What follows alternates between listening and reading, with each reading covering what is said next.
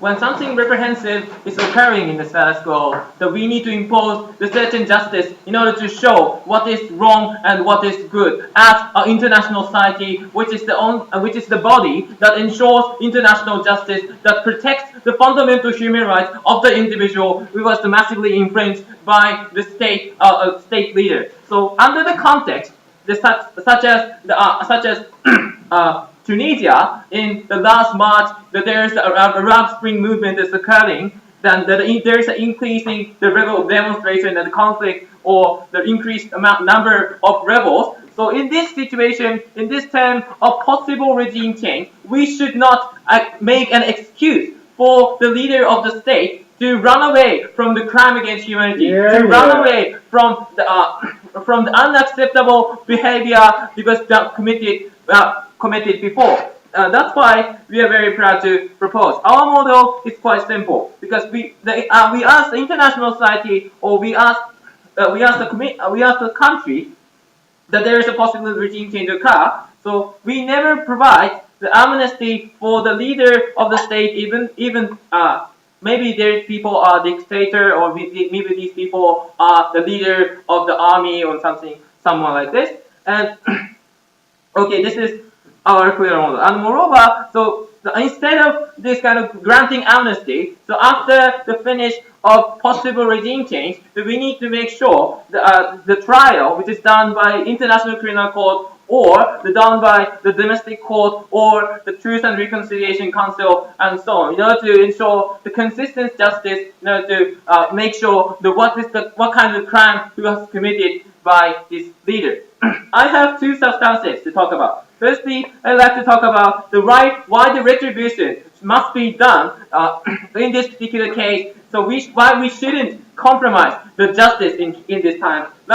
Secondly, I'd like to talk about why we should never offer the amnesty. Because this is the last chance to make sure the change. Make sure the change.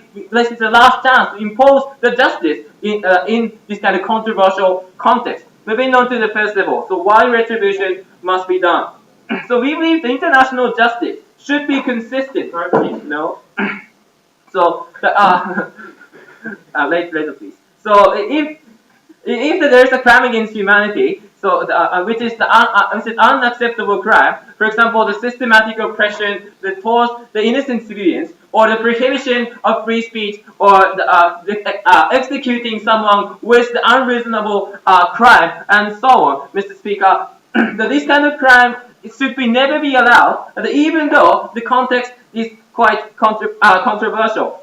Why is that? Because first of all, international community has the unique duty to ensure the justice, which should be universally recognized as evil, universally recognized as a sin. Because, for example, the international community, so many number of countries are recognizing that genocide is evil, genocide as a crime against humanity, which should not be done by the authority of the state.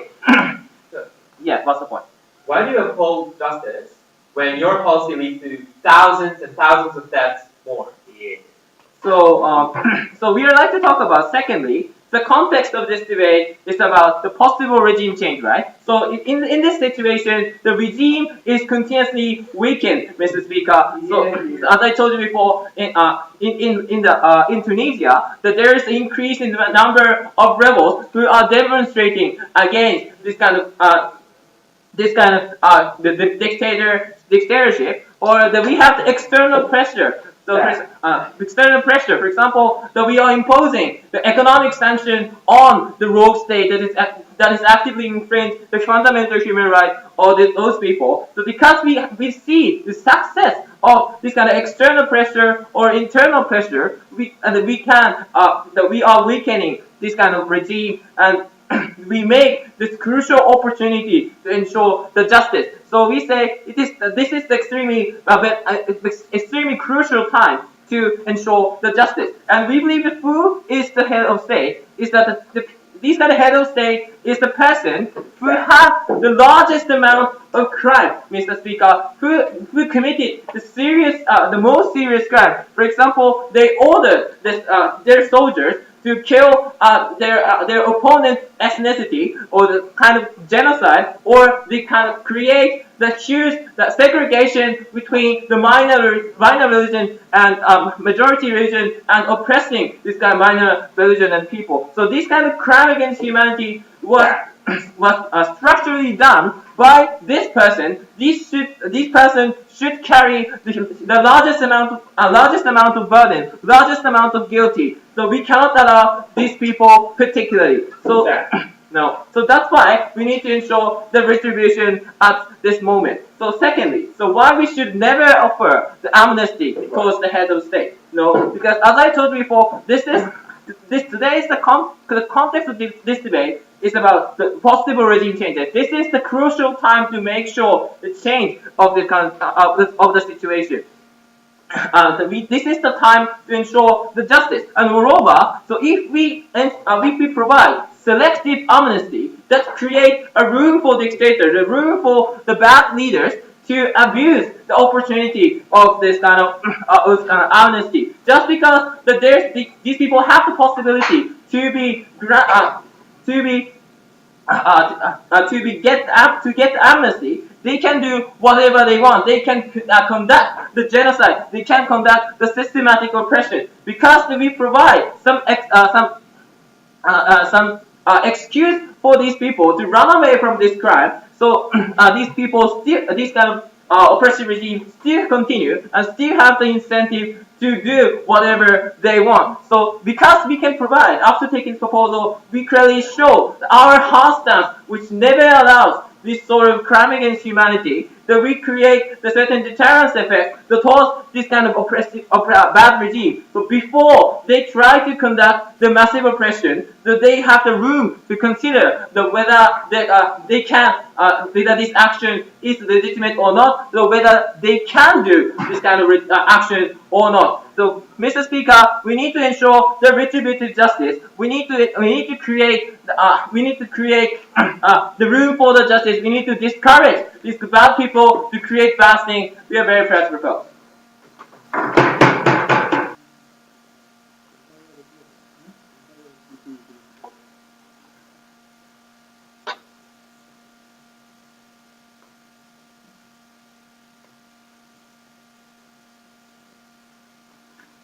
Thank you, Madam Speaker. Hello, ladies and gentlemen in this House today. On the opposition side today, we agree that what is happening in the Middle East or in Africa, where thousands and thousands of people are killed, is a very tragic thing. However, we believe that completely stripping the option of amnesty, giving amnesty to heads of state, is going to be even more detrimental, and it will cause more and more people to die. And so today, that is why we are very proud to oppose this motion today. So before I move on to my point, I'd like to first give a few rebuttals to what the previous speaker has said. Now, the previous speaker's first point was about retribution and how it's going to be justice if we don't offer amnesty. However, ladies and gentlemen, they never specified what justice is. Maybe justice, retribution may be a part of justice. However, trying someone in the international courts, that's not always justice. In order to try one person, one head of state, thousands and thousands more will have to sacrifice their lives. War may be prolonged in these areas. Is that justice? We do not agree. We believe that saving as many citizens as possible is the best form of justice, and that is why their point does not stand. And his second point was about how selective amnesty gives these head of states the chance to do whatever they want. However, ladies and gentlemen, no thank you, I'll take it later. We believe that this point is going to be the same even if we take this plan. And actually, as I'll explain in my second point, we believe that it's going to be even more severe if we don't give these heads of state amnesty, because then we're not going to give them the incentive to stop this meaningless war within their country. So that is why their points do not stand. So now I'd like to move on to my points. But before that, yes, sir. So, for the sake of utility of other people, you're saying we can sacrifice the feelings of victims of retribution to society. We believe that if we don't, we want to save as many people as possible, and that is why we have to take this plan. So now I'd like to move on to our points. Our first point is about why amnesty is important. Ladies and gentlemen, amnesty, which offers the head of state a way to get out of jail, we believe that it's extremely important in certain cases because it gives the head of state an incentive to stop the war within their country. Now, ladies and gentlemen, let's look at the context in which this debate is set. Let's say that there's a country in the midst of a possible regime change, and the rebels are winning against the head of state. Now, the rebels are gaining even more and more power, and the head of state is in a rush to try and protect its defenses. Now, if we have amnesty in this case, then the head of state or the generals can accept this amnesty and agree to end the war in exchange for freedom after the regime change is completed. Now, why would they do that? Because they don't want to live locked up in jail forever, or they don't want to get killed, like in the case of General Gaddafi in Libya. However, ladies and gentlemen, after we should take this plan, we are going to prevent these generals from having the option of selecting amnesty and ending the war within their country. So, as a result, what's going to happen? Well, the generals, even if they're losing, even if they don't have a chance of winning, they're going to continue the war. They're going to continue slaughtering innocent victims. They're going to continue bombing cities and killing even more people and prolonging the war as much as possible so that they do not have to go get arrested immediately and get locked up in jail. So we believe that amnesty offers these generals an incentive to stop the war when they are losing, and as a result, save more people to stop meaningless fights. No, thank you, sir. So now I'd like to move on to our second point, which is about how the situation will get worse within these nations. Ladies and gentlemen, as I explained in my first point, under the status quo, we offer amnesty to heads of state in certain conditions, in certain conflicts. And as a result, the generals or head of states have the option of selecting this amnesty, accepting it, and ending the war.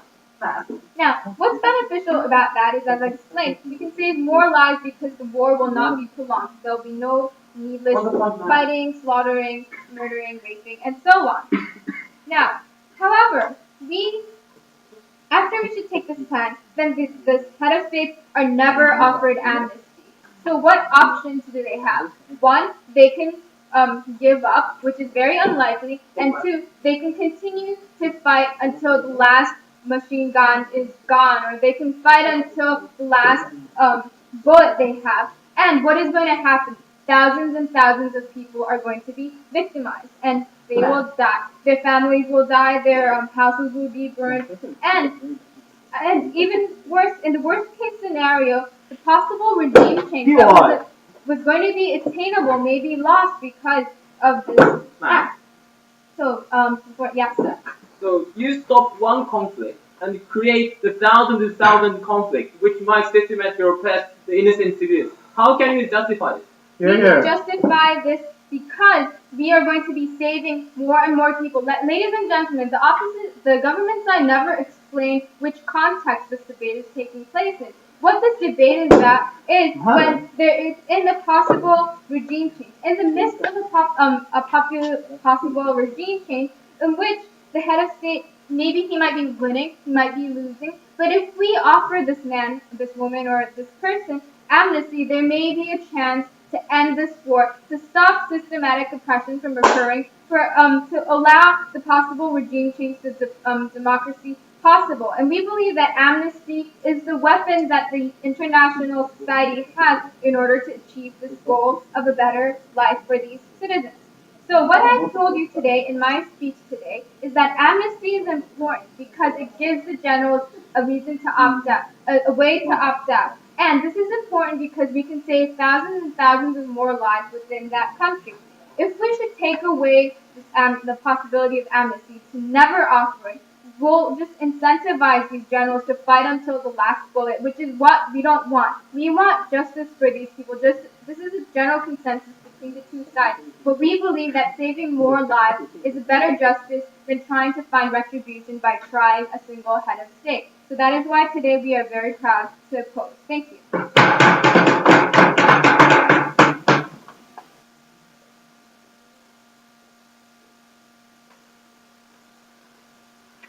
Thank you, Madam Chair. What the negative side is ultimately saying is this. After numerous thousands of rape and torture and massacre, once they're in danger, in the possibility in the midst of regime change, they're saying, well, since I'm in danger, I'm going to get out of jail free card. Which is just simply unjust, ladies and gentlemen. When you consider the important principle of the West and liberal democracy that we have to punish people whenever necessary, more will take their challenge of after plan of harm minimization. We say harm is going to be worse if we take this proposal. For that reason, we're proud to propose. We're going to deal this debate on two levels. First, I'm going to take a look at the issue of why we have to retribute, why we have to punish in every single case without exception. Second, I'm going to take a look at practically which side can minimize the casualty at the end of the day. To a first level analysis of punishment retribution. We say punishment has to be done in all cases, because always there's a side of damage to victims or society, ladies and gentlemen. That's why my partner's analysis of breaking the international norm of consensus of toxicity against human beings is a criterion there. Moreover, we say these individuals are the ones who've broken this, who does so much damage that which deserve social sanction, ladies and gentlemen. It's not like since they have done things to the damage to society, society has a right to do something in return. The only response that came from them was which can minimize casualty. Ridiculous, ladies and gentlemen. What exactly is the criterion where you can decrease the punishment to a certain extent? No, thank you. The only criteria is when the criminal has changed its mind or changed moral calculus or like have a regret in the past. That's why sometimes it's legitimate to decrease the punishment in every court when these individuals regret about the past or were in desperation. But in this kind of case, the reason why these people want amnesty is for their own selfish reason that they want to not to die and not go punished. So in these cases, moral calculus has never been fixed. We say for this situation, we have to retribute. No, thank you. Especially when you consider uniqueness of toxicity of damage. They have never been rebutted upon, right? We told you that in case of heads of states, they have intent and control over what can be done on the citizens. That they have ordered genocide. They have ordered ethnic cleansing. They have the power to move the military in this occasion. It was due to him that this toxicity has happened. That's why their own community or own friends or families has been devastated in this occasion. No, thank you. In case of Cambodia, East Timor, that's the reason why we set up the international court. The reason why in case of ICTY has been set up a court in Yugoslavia is because to respond to toxicity and damage to society in this occasion. The reason why we set up the court in case of Rwanda is respond to the damage of the victim's feelings. Those kinds of things, it's been totally being ignored. They're simply ignoring the wills of the victims in all cases. No, thank you. The reason why it has to be never is quite simple. Because every time there's someone being hurt and society is being hurt. That's why we cannot make it conditional, which was a stance of negative events. First, second level analysis, or practically closing.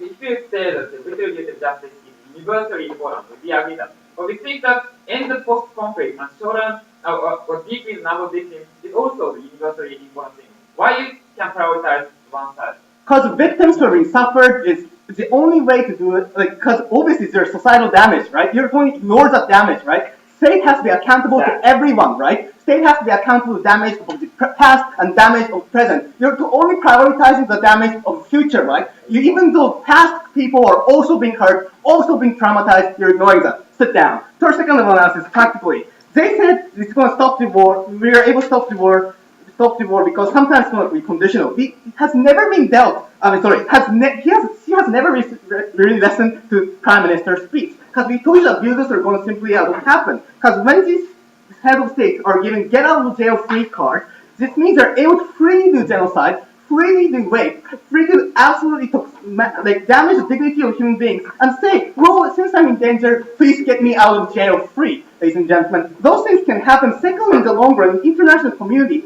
other countries can also ask for amnesty in the future as well, ladies and gentlemen. Because important principle of international law is you have a precedent. When you say that person has also got amnesty, why don't you give it to me? That kind of strong bargaining chip can exist of the head of state. We don't want to give it to them, especially when in the midst of regime change. When it has a possibility, with one more action, maybe we can let him be caught and be tried. One more action or one more sanction or one more push could make him die. But even if, accept the premise, we'll provide you 5 additional reasonings why there's going to be additional casualty. Firstly, we say the rebel group is going to be further empowered if we take this if we keep the status quo. Because obviously these victims who are gathered, because the reason why they're rebel group is because they feel the antipathy and toxicity towards the head of state, right? And these people's retributions is never been done, never been erased in these occasions. This means they still have the incentive to fight till the last moment, conduct civil war among the society, ladies and gentlemen, because they can say they have never got any punishment. We have to kill all of them because international court or society is not doing nothing for us. That kind of incentive can lead to recruitment of citizens on the ground, or increase the revolvers and increase civil wars, or which is going to increase the casualty at the end of the day. Secondly, on the side of the head of state, they can also increase its legitimacy as well, because they can say international court has given us amnesty, ladies and gentlemen. This means this shows that we're still fine, we're still powerful. The international court can do nothing for us. This means you can say to citizens, you have to side with us in order to increase that. That's why you can. But if you remove these kind of remove the heads and we try, this will decrease the morale of these heads of state, right? Because obviously the spiritual leader being tried and being labeled by the international community that this person has done something bad, we say that's going to decrease the moral and legitimacy because that person is gone and being labeled as bad. Thirdly, we say this is going to decrease local cooperation in long run in case of humanitarian intervention. Because in case of these countries, they still remember they have the anti-West movement and anti-West feeling, ladies and gentlemen. Because they have done nothing. The international community has not done nothing that let these people get out of jail, right? Obviously, it's realistic to assume these people are anti-West, ladies and gentlemen. And if we don't have local support, there's less local information that's going to be given to the West. We cannot conduct necessary cooperation such as war on terror or humanitarian intervention when the consent of those countries is critical in this occasion. Fourthly, we say this the trial is especially important because it's going to open up more information, ladies and gentlemen. This level of information is going to empower academic community, and this is going to have a critical eye in order to stop further genocide in the future. Without the truth that has happened, it's structurally impossible to learn from the past. So for all these reasons, and for the sake of victims, for the people who have done nothing wrong, we're very proud to propose.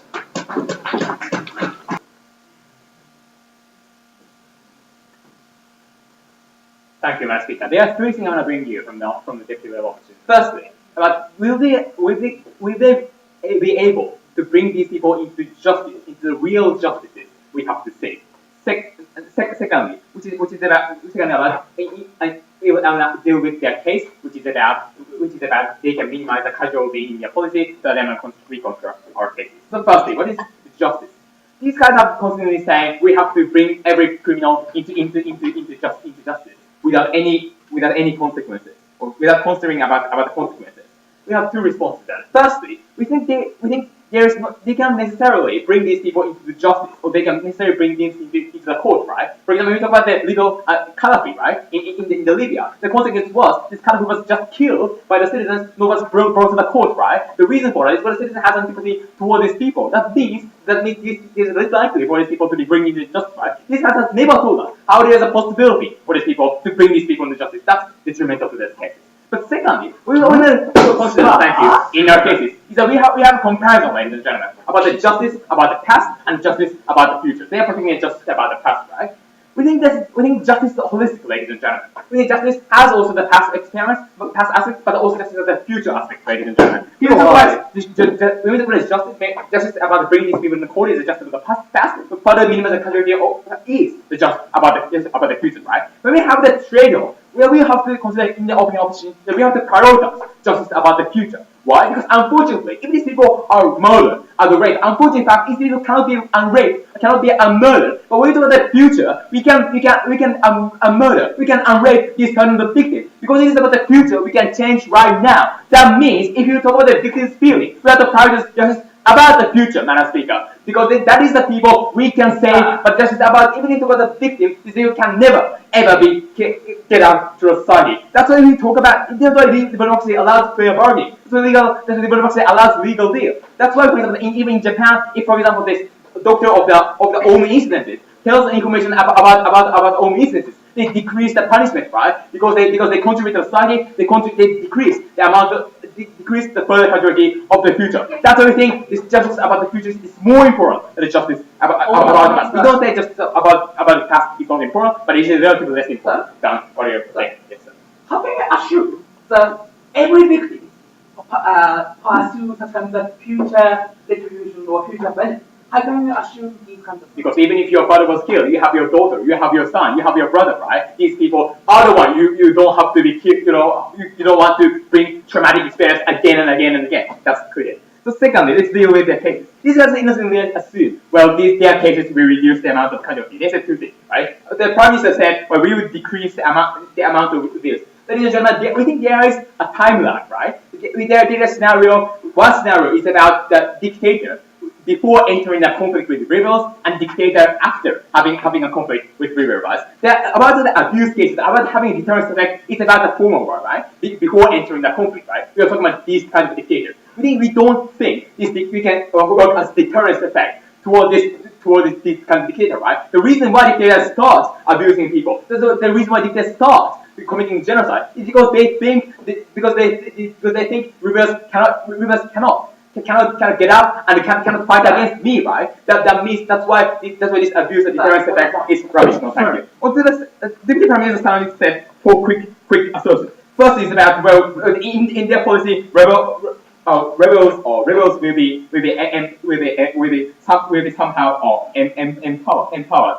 We have to, and in a holiday say we have to keep further, right? That's the same even in a product, even in their product, right? If there is normalcy, even if there is amnesty, if the dick is feeling the same, that means this people has a high possibility to kill all of the other person, right? That means we don't see any change of thinking in their policy, in your policy. Second thing they said, well, this is a send dangerous message about the international community. International community will say, well, we send a message that dictators are still powerful. We don't think that's true. The message of the international community, this is the last time, right? The message this international community will send is that if you don't accept amnesty this time, you won't get amnesty forever. You will be killed, you might be killed by the rebels, we don't care about you. We think this kind of message is rather powerful, thank you, to empower these rebels. Third thing they said was like, we would lose local support in the local region. We don't think that's not true, right? When the international community, the solution should be that when the international community wants to give amnesty to these people, just have a discourse with the rebel group, just have a discourse with the opposition group, then decide when to give amnesty, right? That in this scenario, right, we can ensure this unity among the local places. First thing they said, well, we should learn from the past. We can learn from the past even if we give amnesty, right? Even if these people don't bring them into the justice system, right? We can learn, for example, there's a structure about the racial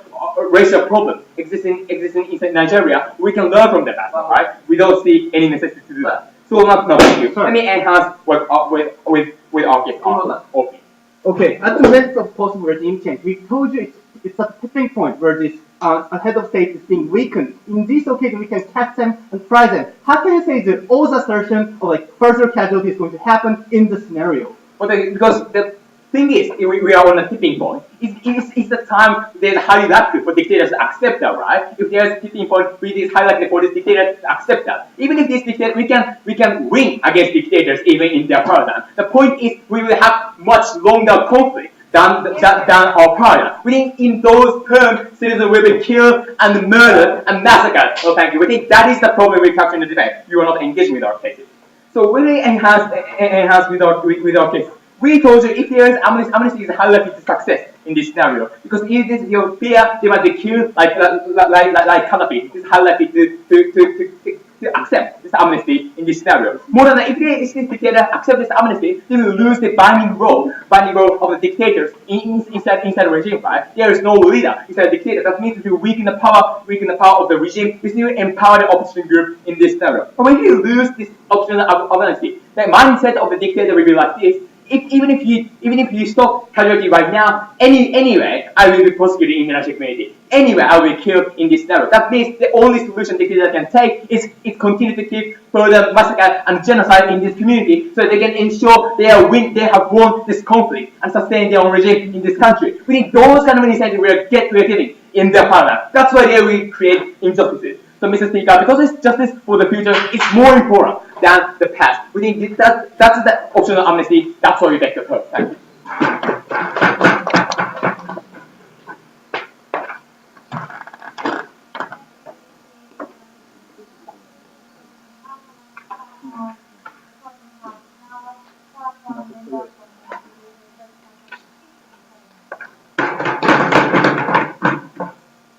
Thank you, Madam Speaker. All the opposition just asserts that amnesty is somehow effective.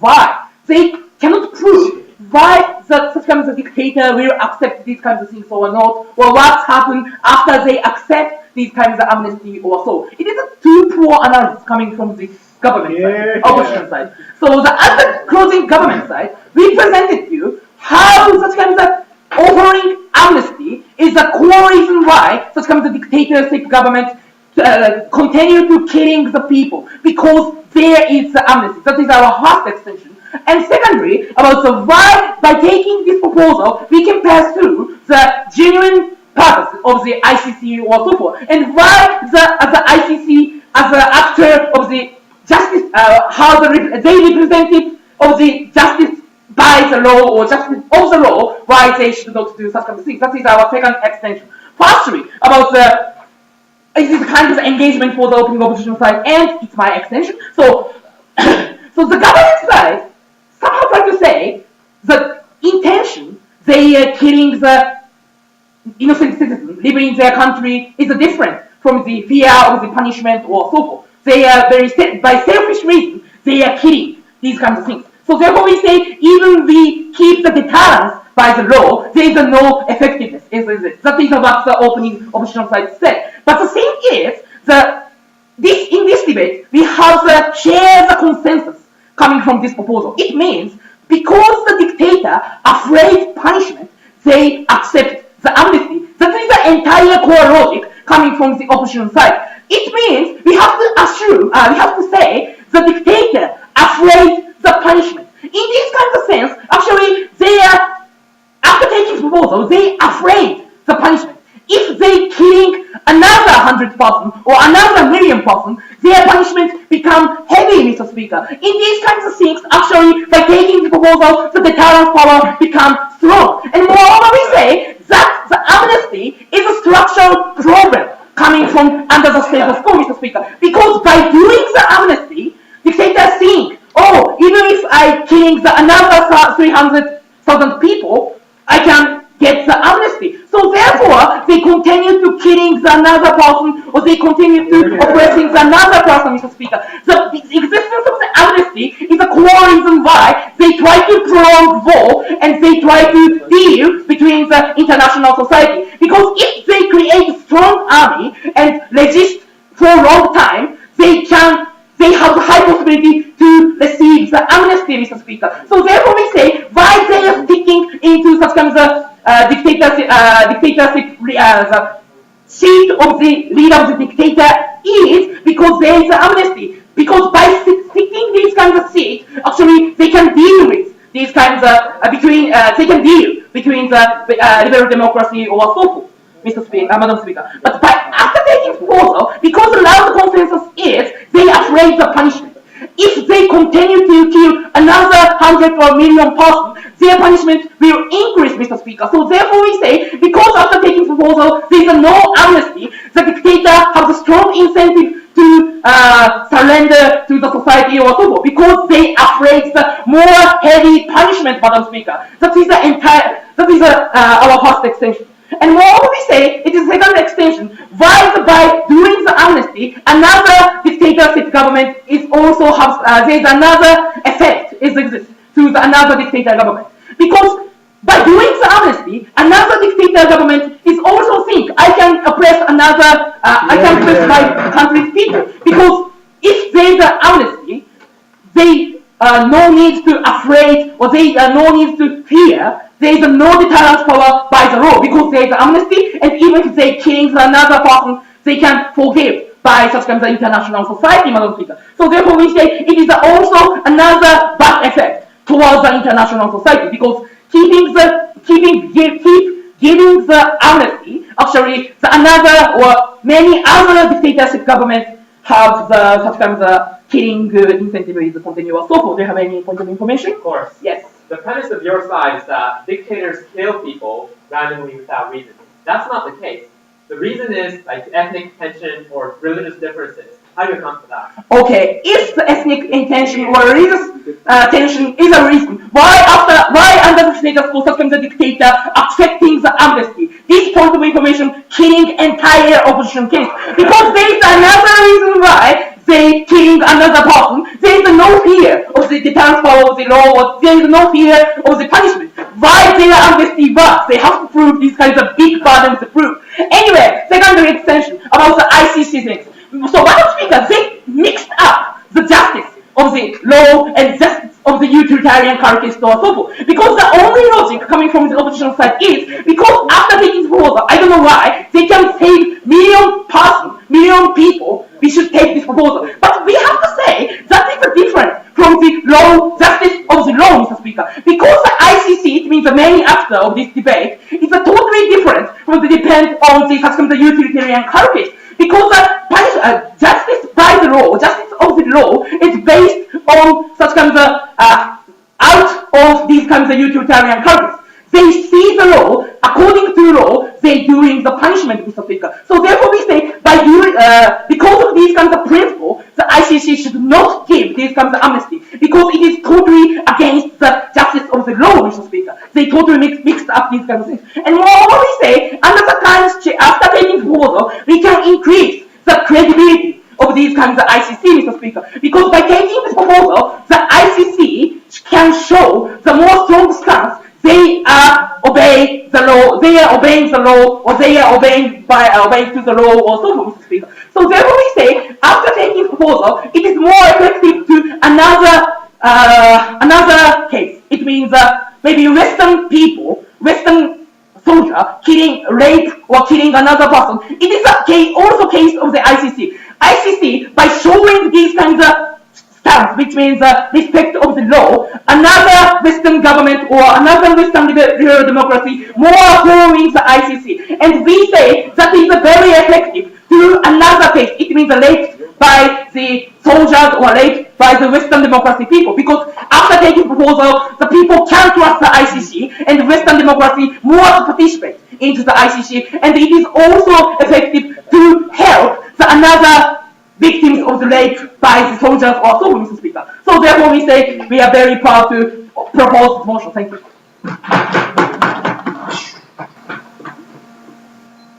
One speaker wants to talk about two things today. Firstly, we compare the both sides. Why we can prioritize why we can ignore a little bit of justice and we can prioritize the consequence in this case. Because we think this is very much important in this debate. Because they innocently are simplistically saying that the retributive justice is absolute. We say that this is not the case. Because and second, I want to talk about the uniqueness of the post-conflict, the uniqueness of the possible regime change. We think in this case, we think that there are huge possibility to have occur the post-conflict, and we think that in this case, we think that these kind of dictators have a huge possibility to do the genocide and continue the genocide. We think this is very much important. We have to give an amnesty now. Okay. And before moving on, I want to repeat the previous speaker. He has told us firstly, the amnesty will not work. In the first place, this is contradicted to the opening comment, because if the amnesty will not work, we will achieve the retributive justice in the first place. And secondly, we think the amnesty will work because we have two reasons. Firstly, the dictator have the huge possibility to be captured, like the case of Libya, as opening opposition style have talked about. We think that these kind of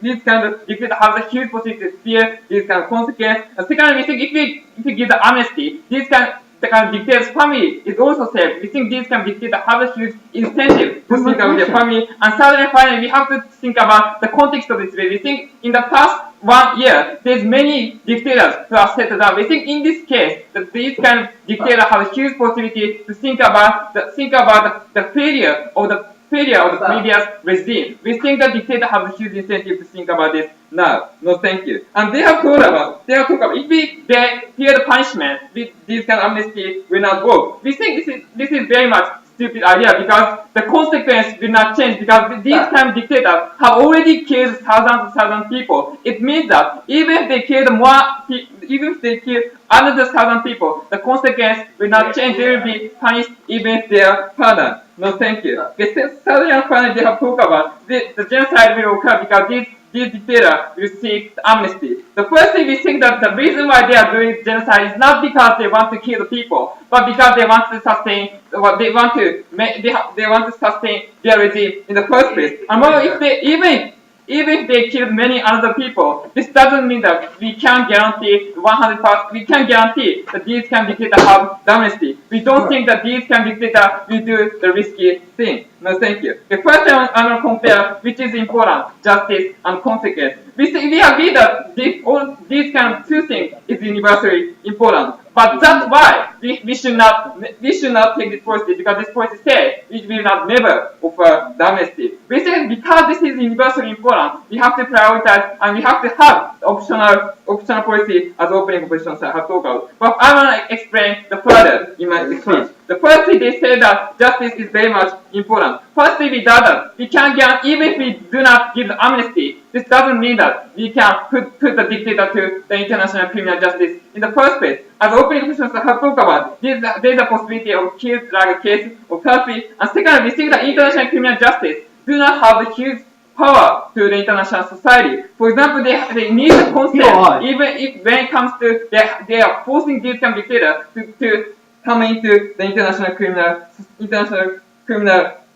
court. No, thank you. The second, they said that retributive justice is very much important. In the first, this is not absolute, as I said again and again. Secondly, even if we achieve the retributive justice, this means that they have a huge possibility that another conflict occurring, because we retribute these kind of victims. We think that another party, we think that this is very much passing for our side. We think this will cause another postponement. We think the consequence is more important. No, thank you. The opening options I have said, the optional policy is very much important, because what opposition wants to talk about protected is also the universal thing. The opening government admits that we will introduce the Truth and Reconciliation Committee. It means that they agree that we can prioritize the consequence. We think that opening opposition have already beat the opening government case. I want to clarify the opening opposition's case, because international criminal justice or international criminal society is not so stupid. For example, if the regime is stepped down, like in tomorrow or two days later, we think this kind of international criminal justice will not give the amnesty. But if the post-conflict will continue for the 2 months or 3 months, in this case, we think the international criminal justice offers the amnesty. That's why we should not take this policy, and that's why we should not limit the chance of offshore case. Yes, open. Okay, international court work in Cambodia, East Timor, Yugoslavia, and Rwanda. Even though the victims of the past did nothing wrong, how can you take away the right from these people? Okay, you have to talk about why our consequence is not universally important. We think that there are thousands of people are killing if we take this policy. Second, I want to talk about uniqueness of the post-conflict. Opening oppositions have talked about generally talking about amnesty is very much important, and post-conflict war which kills the people. I want to clarify why uniquely we have to concentrate the post-conflict on the midst of possible regime change. The firstly, we think in the midst of the regime change, we think that dictators are having nothing to lose. We think it means that we have to consider the incentive of dictator. Dictator will not lose, and they are not care about the citizen, as they have said. They will use this is very much important. We have to consider the incentive of the dictator. They will use all of the military in order to fight against the West. And secondly, we think they have a huge incentive to fight against the West. We think that these kind of dictators have a huge incentive to fight against the West, and they are having the help from other dictators to fight against the West. We think that this kind of post-conflict have a huge possibility to kill many people. And thirdly, we think that they somehow the anarchy situation, because there are no people who are managing the country, more likely to occur murder, more likely to occur deprived, and we really think this is more chaos before occurring the post-conflict. For example, Afghanistan, there are many. We think in the post-conflict, many people are bombing suicide, many people are killing and murdered, because there is no person who are managing the country. Unfortunately, and finally, as the Pan has talked about, there is a ethnic tension ethnic tension. That's why we have the post-conflict. We think in the post-conflict, we have to stop. In the post-conflict, we have to give the amnesty, and we have to stop this now. And we think if we take this policy, we will lose these kind of consequences. This is very much important, and that's why we oppose.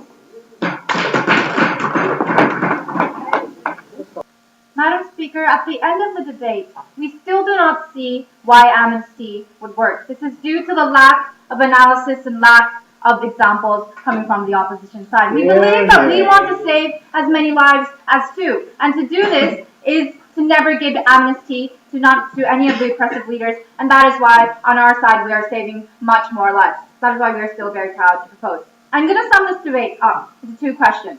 First of all, does amnesty work? Second of all, should we allow exceptions for oppressive leaders in court? So the importance of ICC to abide its laws, right? So let me answer these one by one. First of all, does amnesty work? What the opposition side continuously told us is that yes, because leaders don't want to be in jail, and number two, because only when that possibility of not being imprisoned is absolute will they step down, right? We believe that there was an assumption that these people will only be sure or only would give in when the possibility of them not being in jail is absolute, right?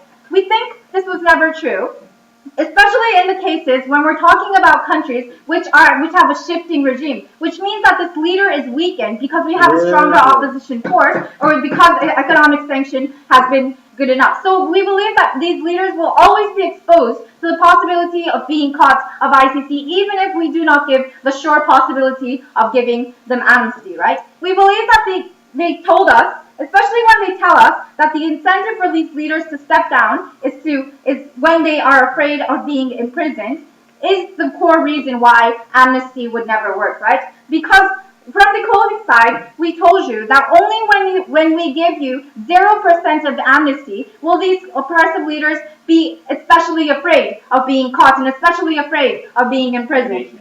No, thank you.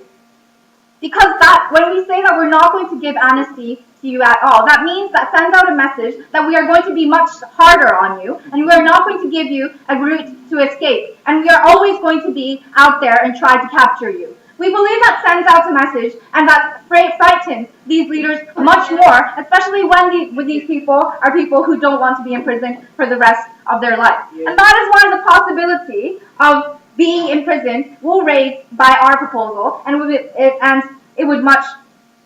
it would save much more lives. Because we told you rather that when we tell you that when we send out a message that you're going to be given out an escape route, these people are going to be incentivized to damage their country much more, right? That was a clear extension given by the closing opposition. We told you how these people would be incentivized to suck up as much money as possible from their citizen or shoot down as many citizens as possible when they know that in the near future they will not be imprisoned in jail but actually be able to live in a different resort house, etc. Right? We think at the end of these situations they do not have anything to be afraid about, and that is why they can freely kill as many people as possible. That's going to result in much more unjust deaths.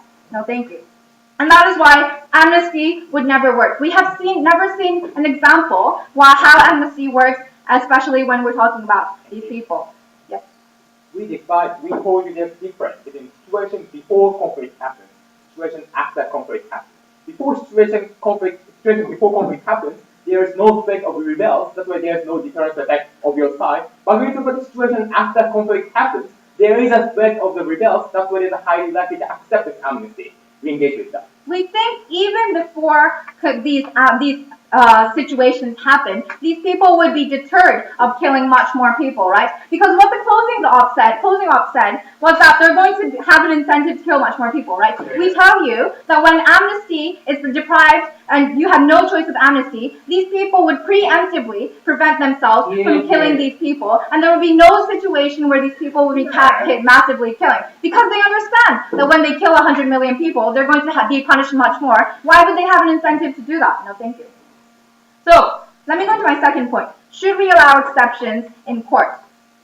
So, the opposition side tells us continuously that there can be an exception when more lives are going to be saved. This is extremely damaging, number one, because they never explain to us why more lives would be saved, but number two, because they never engage into why this court can go against its principles, right? This was where, no, thank you, my partner contributed in this round, because he tells you that ICC should never be giving amnesty because amnesty makes the line between bad and good extremely vague. It shows that the ICC is not abiding its principles or it's not protecting its laws, right? We believe that the OG told us the importance of punishment.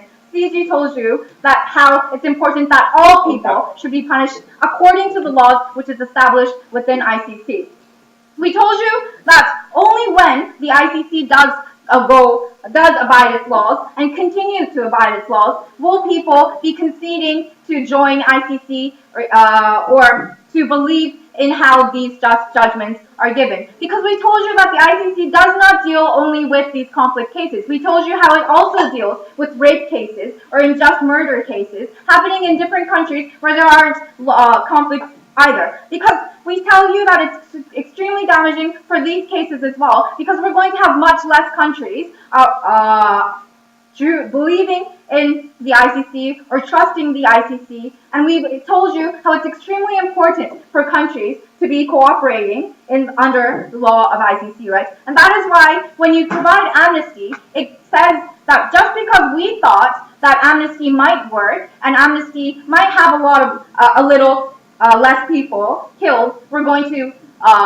go against the law, which means that the oppressive leaders should always be punished, right? We believe that this assumption, especially when this assumption is extremely vague, when the ICC does give out amnesty to these oppressive leaders, it's going to be very damaging to these people. We think the damage also extends to the term of reconstruction, right? Because that means that there's going to be much more people having antipathy towards these leaders which have not received any punishment. And we believe that just because of discussion, etc., but it's not going to solve the problem. Sano says that these people would be able to distinguish that this was an exception, right? We think when your father was killed or your mother was killed, we believe that the ICC's decision is never going to justify those cases, and these people are going to continue to have antipathy. And because it would save much more lives when we deny the possibility of the amnesty and threaten these leaders much more. We are very proud to close.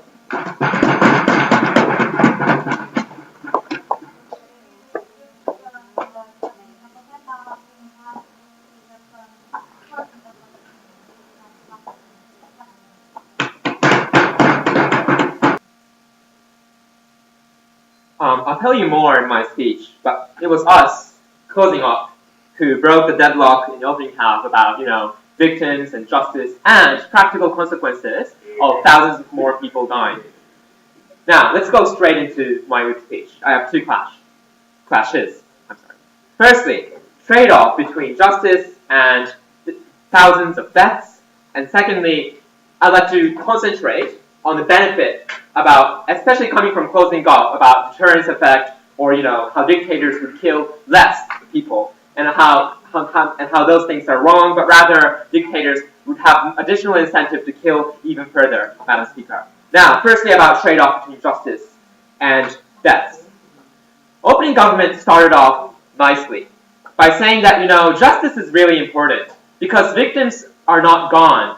Like, victims didn't do something wrong. It was the dictator, solely the dictator, who have commanded and mandated all of these oppression. We had several responses to that. Firstly, I would have to say these talks about justice were kind of generic, where they are not cognitive about the societies we are talking about. Member of the opposition talking about, no, thank you. We're not talking about normal states like US, but we're talking about post-conflict states where thousands of lives are at stake.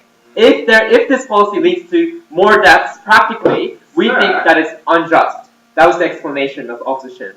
But secondly, we say, is their policy really justice, Madam Speaker? I have two additional reasons. Firstly, because in many cases, many people perceive ICC's punishment given by ICC are unjust. They are perceived as Western, and this fact can be proven by the fact that ICC has only prosecuted dictators or leaders from African continent, and none of them were coming from Europe, none of them from Asia, Mr. Speaker. So we doubt this premise of the proposition that if these cases are taken to ICC, that is an automatic justice. That is not the case. And my third response is that there's a principal contradiction on the proposition case, especially first prop. When the Prime Minister said he is okay with Truth and Reconciliation Committee, Madam Speaker. Truth and Reconciliation Committee is giving less punishment if you speak the truth. Yes, that's the case. PRC was done in towards many dictators in South America. They are conceding. They are okay with giving less punishment if there are some practical benefits, and we have told you that there are practical benefits. No, thank you. And fourthly, we say, like, how are you going to take these dictators to justice in court? Like, in order for this principled argument from first proposition to stand, they needed to tell us how these in post-conflict societies, these leaders are taken to the court, actually taken to the court. Where is that mechanism, Madam Speaker? It was kind of doubted by opening up. But I would like to doubt it as well, because ICC has limited jurisdiction. That's why, even though ICC is trying to prosecute Omar al-Bashir in Sudan, it is not taken to the court yet. Countries like US even, which value human rights, are also not part of ICC. And therefore, because ICC can only impose jurisdiction based on consent of the state, that's the principle of international law, then that means that these benefits of the proposition doesn't stand. So justice cannot be brought about, and therefore we think that we should always emphasize, prioritize these practical benefits. I'll take okay. So if you give an amnesty to the country A to save the citizens in country A, you simultaneously incentivize other dictators to commit genocide, and you create a massive number of people on the criteria you are failing. I promise I'll deal with that, because closing up really emphasized that, right? So, practical consequences. This is my second clash. Before I move on, effectiveness of amnesty is a consensus debate, right? Closing government said, we never proved the effectiveness of amnesty. Their entire case rests on the assumption that amnesties are effective and that these dictators are not giving any punishment. So amnesty being effective is a consensus in this debate. And if I were to give you a logic, because dictators are afraid of courts, afraid of justice, afraid of killing, they are accepting amnesty. Now, having cleared that out, let's talk about practical consequences. Opening government and also closing God emphasize the fact that if amnesty is given, then it means the deterrence effect would be gone. I have one response, and that is that still, laws and courts and these norms that committing genocide is wrong will still remain, even if some dictator is given amnesty. That is why, even though Charles Taylor was given amnesty, still, because there are cases of ICTY, ICTR, which BPM talked about, there are still deterrence effects. There are uncertainties, Madam Speaker. Dictators don't know if they're going to give an amnesty or not, and therefore there are still incentive not to kill people. Secondly, closing up gives this strange harm or benefit, talking about how this leads to less deaths. I have three responses. Firstly, the number of deaths is not the test. The fact that they have committed rape, committed genocide, is good enough for these people to be punished as a crimes against humanity. So number doesn't really change the incentive of these dictators. Secondly, no, thank you. No, secondly, because these dictators know that they will not be captured, they will still have an incentive to not commit crimes against humanity. Like the premise of the second part is that if we don't give amnesty, they would automatically be captured. No, these dictators know that it's hard to intervene in my country because there is sovereignty. They know that even if I commit genocide in my country, still there are large possibility of not being prosecuted because I didn't sign up for ICC, or because they know that China or Russia or somewhere veto the intervention. That's why al-Assad can continuously kill people, because he knows that he won't be captured by international community. But the harms we have presented you, precisely the logic of why this leads to more deaths, it still remains, and government whip didn't really engage. First logic was, these dictators don't care about citizens' lives. But secondly, it means that these dictators don't have nothing to lose, Madam Speaker, and that is why dictators would continue to kill people. Third additional reason is because these dictators' legitimacy of their regime is mostly built up upon the fact that they have continuously fought against colonization or against Western force. So therefore, in order to preserve their regime, they would have to fight, Madam Speaker. And that is why without amnesty, dictators would continue to kill people, continue to rape people, as we are seeing in countries like Syria, and that is why the tangible harm stands. We have clearly given you this logic of why this leads to more deaths, and we have told you why more deaths is a good reason to deny justice sometimes. You're proud of this.